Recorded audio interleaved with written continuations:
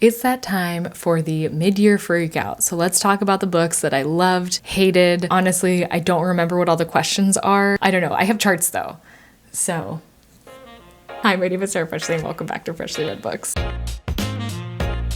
Speaking of the questions, I haven't even gotten them up. Okay, so I've now pulled up the questions. So we are going to go over my stats. That's why these are up here. But I figured, let's go through the questions first, maybe? I don't know. So this big monitor is just going to be here advertising a little bit of my stats until then. Why? Who knows? I just wanted to switch it up today. And I was already doing this for another video that I was recording. So I was like, this is a perfect timing to do my mid-year freakout tag. And now I'm second guessing it. But you know what? I'm just going to go with it. So number one, what is the best book that I've read so far in 2022? So this is a pretty easy one for me because I think I've only had one 5-star read. I don't typically rate very much, but I did go through earlier today and rated all of the books that I have read so far this year on StoryGraph because it lets you do the 0.5, 0.25 at ratings, which really helps me out because 1 through 5 is not enough. But I only have one 5-star book that I read this year, which is Elena Knows by Claudia Peniero and translated by Frances Riddle. But I feel like I've already kind of talked about that one. I have a full video talking about that book and I want to provide you with some new insight in this video. So I'd like to also add to that. Well, the Book of Form and Emptiness and Tomb of Sand are also probably pretty high up there. But once again, I do have full videos on those books. But a book that I just finished that I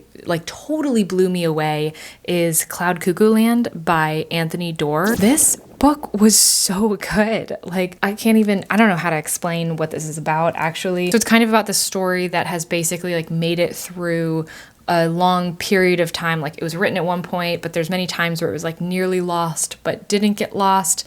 And the impact that it has had on several people throughout their lives as they kind of continue to keep this story going, I guess. And so the perspectives that we have in the story, they are from different walks of life. They are from very different time periods in general, but their stories all kind of connect at some points, and some of them are obvious at the beginning and others just kind of happen or you see them later towards the end of the book. And it just did such a beautiful job of weaving all of those together. I really loved that book. I was so impressed with it. So best sequel I've read so far in 2022. I don't think I've read a sequel. Well, I did. So I think the only sequels that I've read have been from Jan Fosse's Septology, which I wasn't a huge fan of, but I guess that would technically have to be my answer since they're the only ones. So I'd say maybe the third book in that, the other name, is that what it's called? Sorry, the first book and the third book have very similar names. I think it's A New Name is the name of the third book, which is technically the 6th and the 7th of the Septology. I would say that maybe that one, if I'm going against that versus the second book, then that one would win. But I'm also currently reading a sequel. So I started reading the Expanse series that starts with Leviathan Wakes. So I've read Leviathan Wakes now and I'm currently reading Caliban's War. I'm only a quarter of the way through it, but if I'm allowed to, I'd love to put that one for my answer to this because I'm pretty sure I'm going to enjoy it more than I enjoyed A New Name. I'm having a lot of fun with it. And it's so fast-paced and I'm having a wonderful time. Okay, most anticipated release for the second half of the year. So I'm really bad at following what new releases are coming. Oh, you know what? Maybe The Winners by Frederick Bachman, which is kind of a cheating answer because I am already reading it. I have an early e-copy of it. Oh wait, Ruth Ware's book is coming out. I'm sure Riley Sager's got a new book coming out. So them, I guess. I'm always excited for whatever releases that they have. Yeah, let's go with that. Let's go with their books. Oh, I skipped one. New release you haven't read yet but want to. So there's a few books that I've gotten from publishers that I'm really excited about, but Hurricane Girl is one, City of Orange by David Yoon, I think, is one, and then Groundskeeping by Lee Cole. Also, City of Orange was gifted to me by Putnam, and Groundskeeping and Hurricane Girl were gifted to me by Knopf. Is that how that's pronounced? I'm assuming that's a silent K, but both are imprints of Penguin. 5, biggest disappointment. That's really tough. Also, I can't remember the books that I've read, so just don't mind me. I'm gonna just go through my books that I've read real quick. Maybe The Green Mile by Stephen King. I didn't think it was that great, and there were a lot of issues that I had with it on like a fundamental level. I think I was expecting to like love in the big city more than I did as well. Yeah, other than that, I think that's really it. So not like huge disappointments, just like a little bit like, oh, I thought I was gonna really like that. Okay, biggest surprise. Actually, I kind of think Cloud Cuckoo Land, which is weird to say because I like enjoyed Anthony Doerr's book that I'd read before that. I think there was another one I read by him though that was like, it's called About Grace or something that I really didn't like. Maybe that's why I like had, I don't know, for whatever reason I was going into it thinking like, I'm not gonna like this all that much. Like I felt like I was like, gonna kind of like it, but not really. But then I ended up really, really liking it. So I guess that one. Favorite new author, either debut or new to you. I don't think I really have gotten like a new favorite author. I mean, I really liked Kawakami. I wouldn't mind reading more from her. I read Heaven by her, and I do have a video up on that if you want to see my thoughts on it. Maybe James S.A. Corey, who is actually two authors. I don't remember their names, but for Leviathan Wakes, it's basically this huge space opera. It's amazing. It's so fun to read. I'm having a great time. I don't know. I haven't really read like multiple books. It's weird to say like new favorite author if I've only read one book by them, but there are several authors that I've read a book by and I'm interested in reading another one. Actually, I just realized there's one book I should have mentioned like way before now. Cory Doctorow's Radicalized was so good. This should be a book that surprised me. I should have listed it in like my favorites so far of this year. This is so good. It's just 4 short stories basically, and they do such a good job of outlining like present problems that we have, but in a way that doesn't feel like, I don't know, there's something about books that try to like have a commentary on like current technology always feels a little bit tone deaf to me. Like it just doesn't like hit right. But Cory Doctorow nailed it all 4 times. And I honestly, like I read the first one and I was like, wow, that was incredible. Like it's so nice that I was able to get like such a great story out of this series. Like I would have been happy with just that and like mediocre other 3 books. But then the second one was even better. And then it was so good. So I think that I'm more comfortable with saying that Cory Doctorow would be a new favorite author just because I've read like 4 stories by him, even though they're all in this one book. I feel more confident that I would continue to like his writing since I've liked 4 kind of different things that he's written, even though they're packaged in the same thing. So I definitely plan on picking up more from him. All right, newest fictional crush. I don't really read books that are that have people that would be like crush worthy in them. So I remember now that this question existed. And I don't think that I have an answer. Maybe Holden from Leviathan Wakes, but that's kind of a lukewarm answer. Maybe Naomi from Leviathan Wakes. Maybe Noah from Sharks in the Time of Saviors. Okay. Newest favorite character from Scarborough. I think his name was Benny. Or am I just confusing that with the Book of Form and Emptiness's Benny? Also from Cloud Cuckoo Land, Constance. I really liked her. Book that made you cry. Well, Cloud Cuckoo Land, for sure. Also the Book of Form and Emptiness. Also Tomb of Sand. Also Elena Knows. I've done a lot of crying for books this year. Also Leviathan Wakes. So yeah, I've done a fair bit of crying while reading this year. I'm such a sap. It's even worse for movies though. Like I can't. Book that made you happy. Ooh.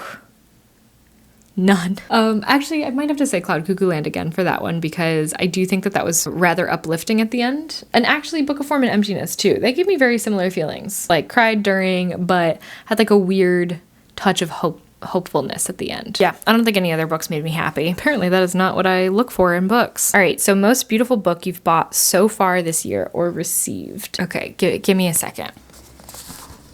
Okay, so I picked a few. Now, this is kind of tough because when I'm buying books for myself, I typically do it like through thrift options. Like I use Better World Books online or just thrift stores in person. And I feel like typically when you thrift books, they're not always like the prettiest books to look at. But I have been given books. So Booth I got from Putnam. And I think that this is like undeniably my prettiest cover, like my most beautiful book that I've got. Also, if you'll see the cute little bookmark that's in it, that came from Jill from The Book Bully. So if you don't watch her channel, definitely watch it. But she sent me 2 books and a bookmark. I'm going to be talking about them soon in like a book haul video where I'll talk about all the books that I've got this year that I haven't like already talked about or read. But yeah, so that very beautiful bookmark and a very beautiful book. And then this one I got from Knopf. Again, I should really look up how to pronounce the imprint of that, but I think that this is a really, really cool cover. I really like bright colors on covers is what I'm realizing. And then this one I did get thrifted, but I do think that it still has like a really nice cover, which is The Friend. I picked this one up because I saw on So I Read This Book's channel that she read this book and she liked it and it sounded good and I wanted to read it too, so I got it. Another channel that you should definitely watch. Okay, what books do you need to read by the end of the year? I think for me it's really like just the books that have been given to me either by publishers or by other people. So Jill, obviously, as I said, has given me 2 books. I'd love to read those soon. And then I've also gotten a book through, I technically have like an Amazon wish list. I don't really talk about it because it feels weird. It's just like kind of in my description, but somebody has sent me a book from that, which thank you so much. I think it was Mr. Khan was like the name that they put on the little note with it. And they got me A Walk in the Woods by Bill Bryson, which I'm really looking forward to reading. So that one I'd definitely like to read. But yeah, I'd like to obviously like prioritize the books that have been given to me. I'd love to finally do my Taylor Jenkins Reid video, but I have been kind of on pause reading her like backlog of books. And I know she's probably going to come out with a new one this year. So I don't know, but you know what? No pressure on myself, which is going to be the theme for this section where I talk about a little bit about the stats of my reading so far. So my goal, if you remember from my goals video, is technically 100 books in a year, or at least more books than I read last year, which honestly, I don't remember. How many books did I read in 2021? Okay, yeah, so last year I read 86 books. So I guess technically I just want to read 87 books, just one more than last year. But I did end up changing my goal to being just 75 books, just because I wanted to take the pressure off and not be thinking about like a number of books that I had to read. I feel like as long as I'm reading the books that I want to make videos about, that I want to talk about, and just that I want to read in general, then I'm good. And it doesn't matter how many of those there are. Also, there's a lot of big books that I want to read. So I don't know, I guess I could technically do like a page goal instead of a book goal for Storygraph. Like they also have that as an option, but I have no idea like what I should even go for as far as that goes. Maybe I'll figure that out. So far this year I've read 39 books or 13,575 pages. As far as the most common moods that I've been reading, it's been reflective, emotional, dark, challenging, sad. Yeah, I feel like that's pretty on track. I read a lot of literary fiction, so. As for the pace, a lot of medium or slow-paced books, not a lot of fast-paced books. Also, it seems to kind of go along with literary fiction. Ooh, most of the books that I've read have been under 300 pages. I think that's the first time that I've had that. Usually it's pretty close anyways, and then 41% are between 300 and like 500 pages, and then 15% are over 500 pages. Fiction versus nonfiction. I've only read 8% nonfiction, and the rest has been fiction. What was the nonfiction? Oh yeah, 2 memoirs, and then the Frederick Bachman nonfiction. That's right. I finally read it. I did it. In case you haven't guessed already, I'll be filming a new Frederick Bachman video very soon talking about his new book and then also including the book I had not read yet. As far as my most common genres, that's literary for sure. That definitely makes sense. And then contemporary and then sci-fi. I've been reading a lot of sci-fi lately. It's all I've been wanting to read